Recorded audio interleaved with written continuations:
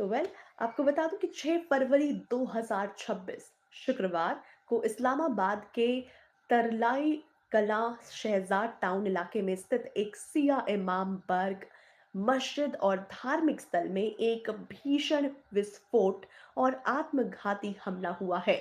वहीं यह हम हमले की बात करूं तो हमला जुमे के नमाज के समय दोपहर में हुआ जब श्रद्धालु पूजा में मौजूद थे। वहीं इस्लामाबाद पुलिस और बचाव दल तुरंत ही इस मौके पर पहुंच चुके हैं और पुलिस ने इसे पूरी तरीके से आतंकवादी वारदात बताया है। लेकिन अब तक किसी संगठन ने इसकी जिम्मेदारी बिल्कुल भी नहीं ली है। आपको बता दूं कि ये हमले की संभवतः आत्मघाती प्रकृति का मामला माना जा रहा है। साथ ही घटनास्थल कहाँ हुआ हमला, तो आप सभी को बता दूं कि हमला शहजाद टाउन के तरलाए इमाम बार्ग कटिज़तुल कुब्रा इमाम बार्ग में हुआ है। यह इलाका इस्लामाबाद के बाहरी हिस्से में मुख्य जुमे की नमाज के लिए जाना जाता है।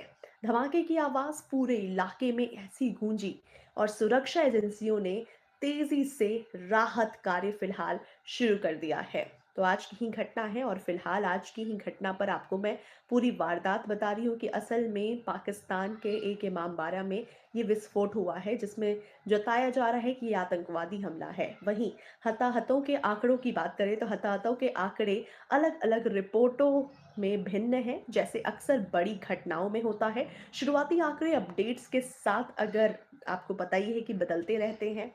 वहीं प्रारंभिक आंकड़े संयुक्त रिपोर्टों के आधार पर कम से कम 10 से 12 लोग मारे गए हैं ऑन स्पॉट। वहीं कुछ रिपोर्टों में 15 लोग से भी ज्यादा लोग से भी ऊपर लोगों के मरने की पुष्टि आ रही है। वहीं कुछ स्थानीय और अन्य मीडिया रिपोर्टों में 20 से 24 से भी ज्यादा अधिक मौतों की संख्याएं बताई जा रही है। वहीं 80 से 120 से भी ज्यादा लोग घायल बताए जा रहे हैं। घायलों की संख्या भी अपडेट होती जा रही है बैक टू बैक। धमाका इतनी तेजी से हुआ कि कुछ अस्पतालों को अतिरिक्त आपातकाल स्थिति में यानी कि इमरजेंसी भी घोषित करनी पड़ी। वहीं घायलों का इलाज और अस्पताल की स्थिति की बात करें तो फिलहाल घायलों को राजधानी के प्रमुख अस्पतालों Pakistan institute of medical science PMS और पॉलीक्लिनिक हॉस्पिटल में भर्ती कराया गया है। वहीं जहां हालत लगातार गंभीर होने के कारण आपातकालीन सेवाएं तैनात की गई है। कई घायलों की हालत जो है वो बहुत ही ज्यादा गंभीर बताई जा रही है, जिसके कारण मृतकों की संख्या आगे बढ़ने की फिलहाल आशंका बताई गई है। रक्षा और राहत दल जो है वो 24/7 सक्रिय हैं, एक्टिव हैं। फैमिली सदस्य जो है वो ब्लड दान कर रहे हैं और दुर्घटना स्थल पर पुलिस ने व्यापक सुरक्षा बढ़ा दी है फिलहाल। आखिरकार हमला कैसे हुआ, प्रारंभिक विवरण आप सभी के सामने मैं रखने वाली हूँ कि आखिरकार हमला हुआ कैसे।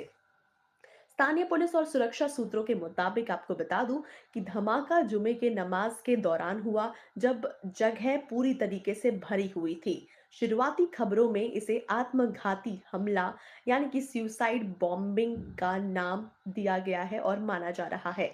जैसे कि आत्मघाती हमलावर ने विस्फोटक अपने पास लेकर आया और आकर घाटे की ओर हमला किया।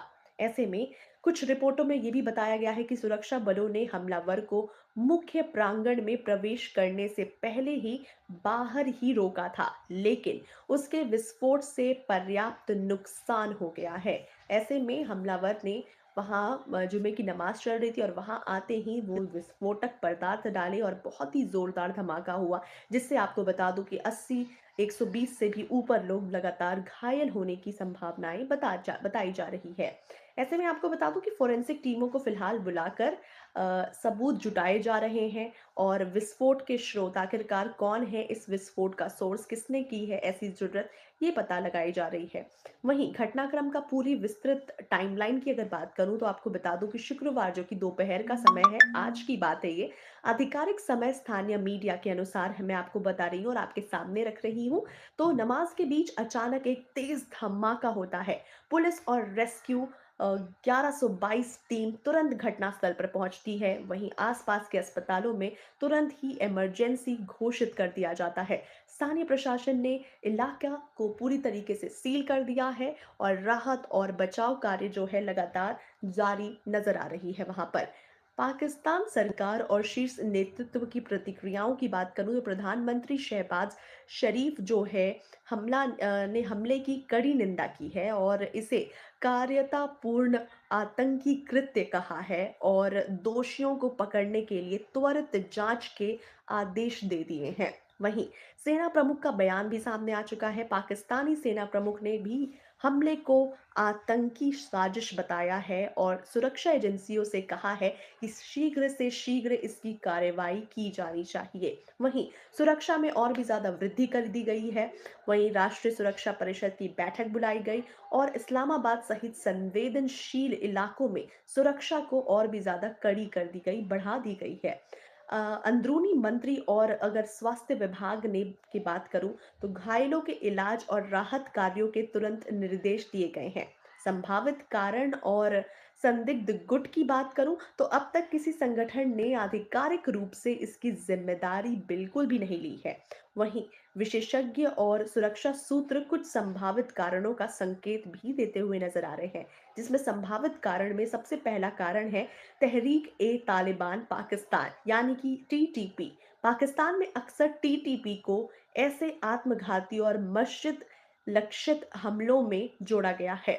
वहीं 2025 और पिछले वर्षों में टीटीपी की गतिविधियों को देखा गया है कि काफी बढ़ती हुई नजर आ रही है, खासकर सुपने तनाव भड़काने के लिए। वहीं इस्लामिक स्टेट की बात करूं तो खुरासना प्रांत जो कि आईएसकेपी माना जाता है, आईएसकेपी अफगानिस्तान और पाकिस्तान के सीमा क्षेत्रों में सक्रिय है और पहले भी शिया समुदाय से इसे निशाना बना दिया है। पहले भी अन्य चरमपंथी गुट की बात करूं तो पाकिस्तान में अन्य छोटे आतंकी गुट भी काफी ज्यादा एक्टिव हैं, सक्रिय हैं, जो कि अक्सर अलग थलग चलकर ऐसे हमलों को अंजाम देते हैं और जांच फिलहाल अभी जारी है, इसलिए अब तक कोई भी पुष्टि इस पर नहीं हुई है। बात की जाए अगर ऐतिहासिक संदर्भ की तो पाकिस्तान में फिलहाल शिया समुदाय पर हमले, विशेषकर पूजा स्थलों पर और इमाम बाड़ों पर हमले काफी ज्यादा बीते कई वर्षों में निरंतर देखने को मिल रही है और ये समस्या जो है ये काफी निरंतर होती जा रही है। 2022 में पेशावर की सिया मस्जिद पर आत्मघाती हमला, जिसमें कम से कम 60 से भी अधिक लोग मारे गए थे। आईएसकेपी ने इसका दावा किया है। वहीं विभिन्न वर्षों में टीटीपी और आईएसकेपी दोनों समूहों पर ऐसे हमलों का भी आरोप और लगातार लगाया गया है। वहीं कई ऐसे लोग मारे गए हैं जिनका मकसद सांप्रदायिक तनाव बढ़ाना था। ऐसे में ये हमले अक्सर पाकिस्तान को अंदरूनी अस्थिरता, सीमा समस्याओं और चरमपंथी हिंसा से जूझते हुए दिखाते हैं। अगर स्थानीय स्तर पर बात करें तो इलाके में डर और अराजकता का माहौल पूरी तरीके से फैला हुआ है।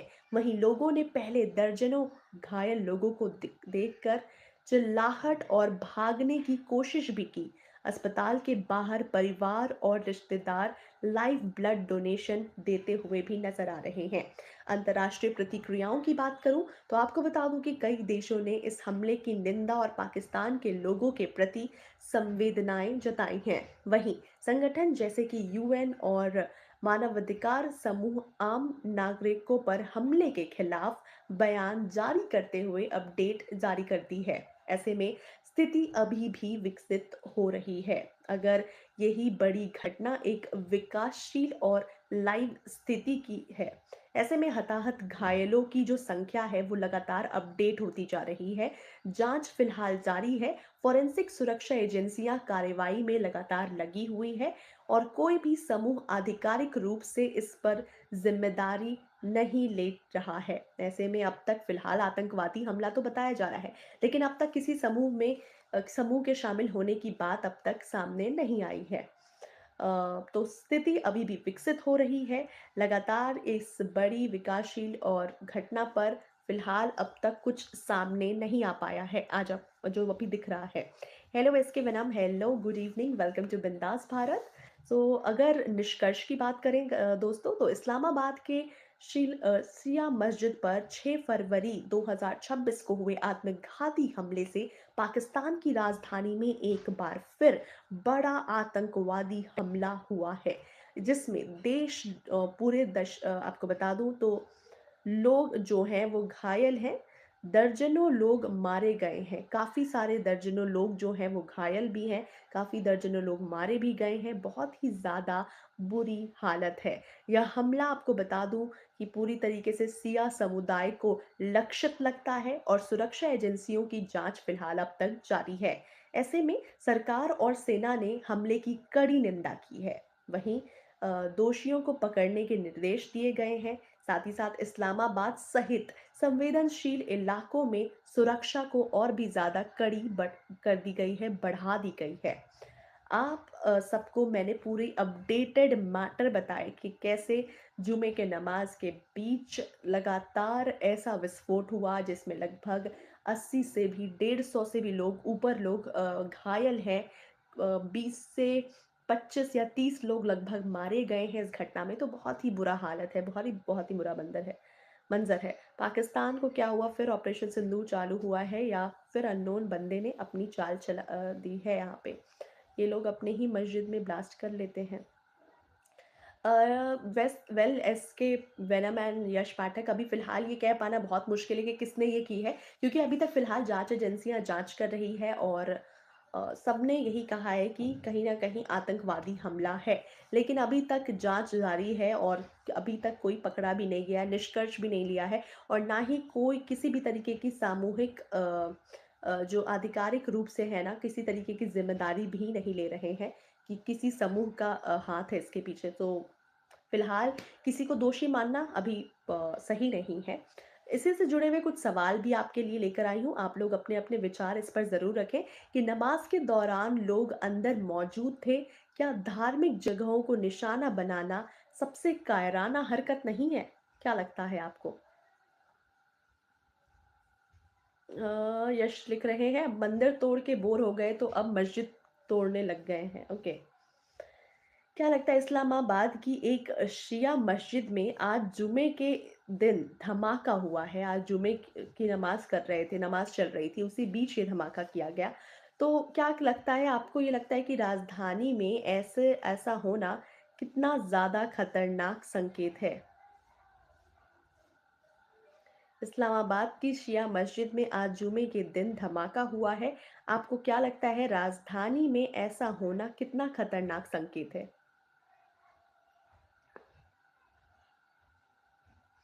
हाँ, बट एसके वनम बेसिकली ये मस्जिद में धमाका हुआ है और मस्जिद में लोग जुमे की नमाज पढ़ रहे थे। नमाज के वक्त पर ये धमाका हुआ जिसमें लगभग 25 लोग तो मारे गए हैं, ऐसी खबर आ रही है और लगातार ये आंकड़ा बढ़ता ही जा रहा है। 150 लोग के करीब लगभग लोग घायल हैं। तो आपको बता दूं कि इस्लामाबाद की सिया मस्जिद में आज जुमे के धमाका हुआ है दिन। आपको क्या लगता है, राजधानी में ऐसा होना कितना खतरनाक है? तो राजधानी में हमला होना इस बात को साफ साफ जाहिर दिखाता है कि खतरा अब आम जगहों तक पहुंच चुका है। बहुत ही आम जगह है, ऐसी जगह जहां पर लोग इकट्ठा हुए थे, जुमे की नमाज पढ़ रहे थे और वहां इस राजधानी में हमला होना काफी खतरनाक था उनके लिए। ऐसे में नमाज के दौरान लोग अंदर मौजूद थे। क्या धार्मिक जगहों को निशाना बनाना सबसे कायराना हरकत नहीं है? क्या धार्मिक जगहों को निशाना बनाना सबसे कायराना हरकत नहीं है? क्या कहना है टॉपिक पर, आतंकी हमले पर? पाकिस्तान आतंकी हमले पर अपनी अपनी बातें रखी। That was super super amazing. तो आप लोग सभी मेरे नेक्स्ट लाइव में जुड़ने के लिए सबसे पहले तो बिंदास भारत को जल्दी जल्दी से सब्सक्राइब कर ले, मेरे जितने भी वीडियोस है उसको लाइक ज़रूर करें। साथ ही साथ अगर आपको मेरे इन्फॉर्मेशन इन्फॉर्मेटिव लगते हैं तो ज़्यादा से ज़्यादा लोगों तक इन खबरों को ज़रूर पहुंचाएं, ताकि आप सब जैसे सतर्क और सजग हैं वैसे बाकी जनता भी उतने ही सतर्क और सजग हो जाए। तो फिलहाल आज के लिए बस इतना ही, मिलते हैं नेक्स्ट लाइव में। फिलहाल के लिए बाय बाय, टेक केयर।